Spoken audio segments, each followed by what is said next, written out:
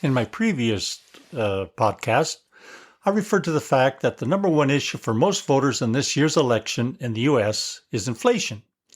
For those who claim to be born-again Christians and put inflation at the top of their concerns when they vote, this is an alarming sign. In that podcast, I left out a passage from the Gospels that illustrates my point. Matthew 16, verses 1 through 12. Jesus' disciples forgot more than bread. After Jesus had miraculously fed 4,000 men plus women and children, which is related in Matthew 15, verses 32 through 39, Jesus crossed the Sea of Galilee with his disciples and was met by Pharisees and Sadducees. And when he landed on the other side, they demanded that Jesus show them a sign.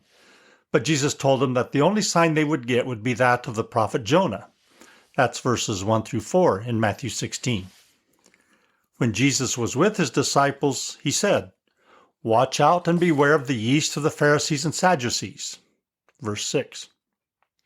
This led to the disciples discussing the fact that they had forgotten to bring bread. In verses 8 through 11, when Jesus heard this, he confronted them with a rebuke. "Ye of little faith, why are you discussing among you that you do not have bread?"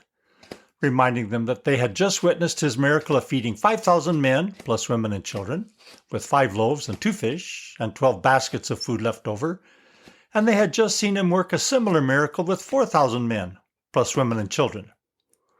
Why is it you do not understand that when I told you, beware of the yeast of the Pharisees and Sadducees, it wasn't about bread? Matthew 16:12 says, "Then they understood that he did not tell them to beware of the yeast and bread, but of the teaching of the Pharisees and Sadducees."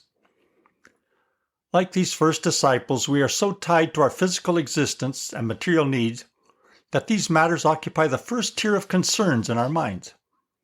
In the Sermon on the Mount, Jesus told his disciples not to worry about what they would wear or eat, but to put the kingdom of God and his righteousness in first place, a lesson he repeated many times in many ways before his death and resurrection.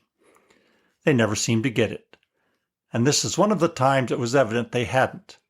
And if our biggest concern right now is inflation, the price of fuel, and our 401k balance, then we haven't learned that lesson yet either.